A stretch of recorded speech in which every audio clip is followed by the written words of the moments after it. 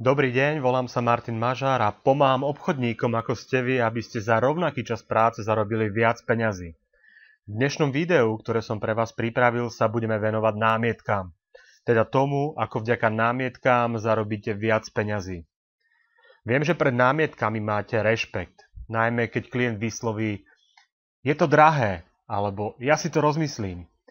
Tiež viem, že zvládať námietky nie je jednoduché, ale stojí to za to sa aspoň o to pokúsiť. Vysvetlím prečo. Z výskumov najlepších obchodníkov vyplynulo, že až 50% obchodov uzatvárajú po tretej námietke. Zopakujem to pre istotu ešte raz. Až 50% obchodov uzatvárajú po tretej námietke. Čo to v praxi znamená? Ak dnes po tom, čo klient vysloví nejakú námietku, napríklad je to drahé, ja si to rozmyslím a podobne, a vy sa nepokúsite túto námietku zvládnuť, tak prichádzate o 50% svojich obchodov.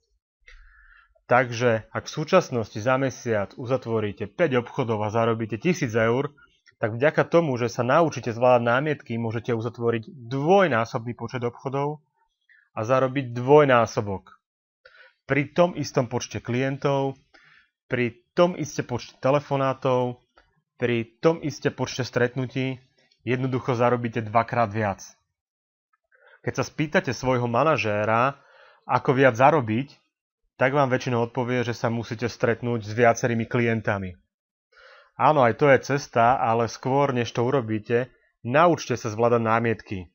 Dá to menej roboty, ako sa stretávať s väčším počtom klientov. Ak som vás presvedčil a ak ste sa rozhodli, že to chcete vyskúšať, mám pre vás dva tipy. Prvý tip. Spíšte si na papier všetky námietky, s ktorými ste sa doposiaľ stretli.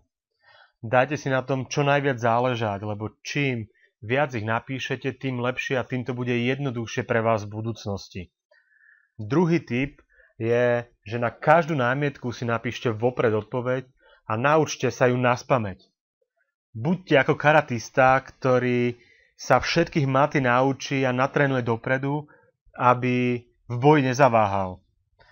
Je lepšie sa dopredu pripraviť, aby ste zbytočne neprichádzali o obchody, lebo vďaka tomu, že sa naučíte zvládať námietky, môžete zarábať až dvakrát viacej.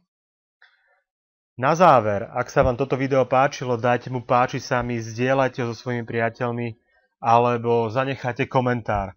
Ak máte nejaké námietky, ktoré vás skutočne trápia a neviete si s nimi rady, tak ich napíšte do komentárov pod videom a ak zistím, že sú to námietky, ktoré trápia väčšinu z vás, tak sa im možno budem venovať v nasledujúcich videách. Zatiaľ vám prajem krásny deň a tučné provízie.